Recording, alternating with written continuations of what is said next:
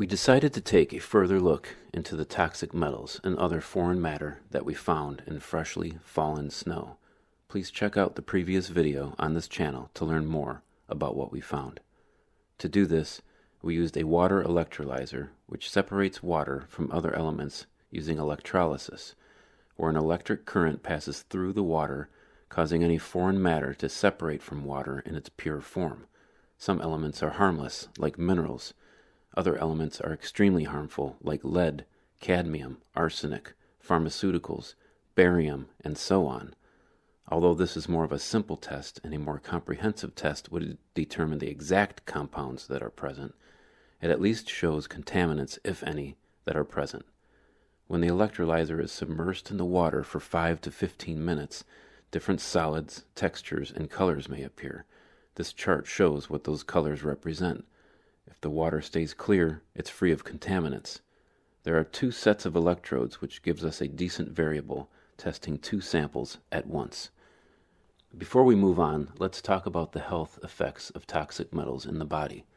When ingested, absorbed, or inhaled, they disperse throughout the body, embed in tissues, and cross the blood-brain barrier.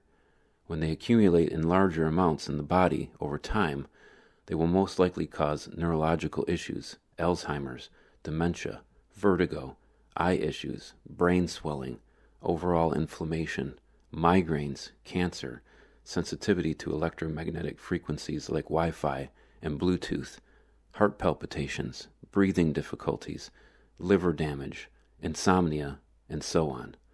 Toxic metals also compete and displace necessary minerals, causing deficiencies. We tested freshly melted snow water from Troy, Michigan on the left, compared to freshly melted snow water from Clarkston, Michigan on the right. The Troy sample on the left was collected 2 hours after a fresh snowfall from the top few inches of snow in an undisturbed area.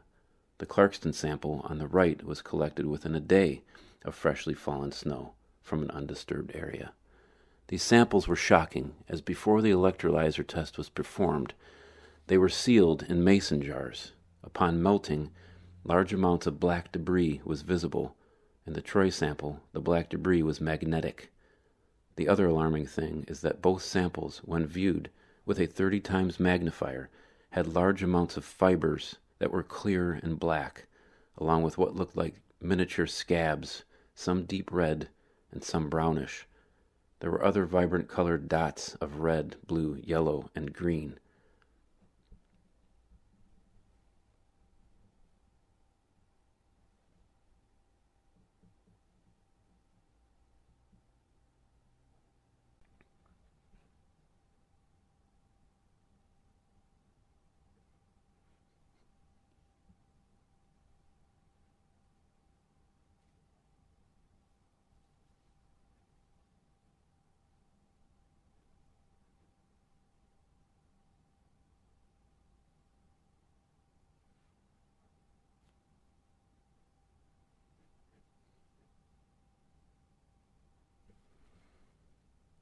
As you can see, the Troy sample is quite disturbing.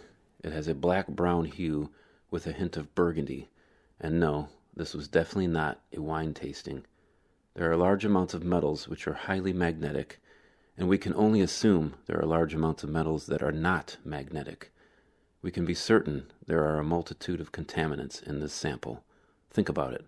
This is just a few scoops of snow. The Clarkston snow doesn't appear to have any metals, but we can only imagine what this mystery debris is. What you have just witnessed is a harsh reality that affects not only us, but all life. Geoengineering, stratospheric aerosol injection, weather modification, and cloud seeding has been going on for decades, but it has escalated over the past few years globally. Those who are in control of these massive operations may truly believe they are doing something beneficial to combat what they call climate change, as stated in the UN document 1 Atmosphere. In that same document, they also say they don't know the consequences. This, however, could also be a quote-unquote humane form of eugenics. Either way, it's highly likely that this is what actually caused many of the climate-related issues in the first place. It's most likely the single largest cause of contamination of the soil, the air we breathe, the food supply, the food the animals eat, and the food we eat. The only way to stop this from continuing is to raise the collective consciousness and to face this issue with knowledge and courage.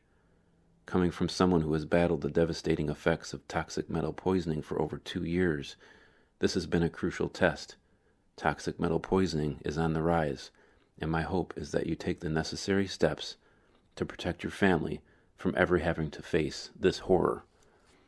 Toxic metals come from a variety of sources. Some are natural, some are neglectful, and some are purposeful.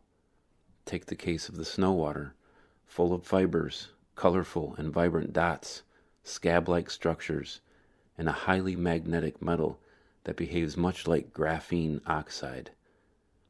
A newer technology that was introduced in the early 2000s, this metal is highly conductive and is highly reactive to electromagnetic frequencies.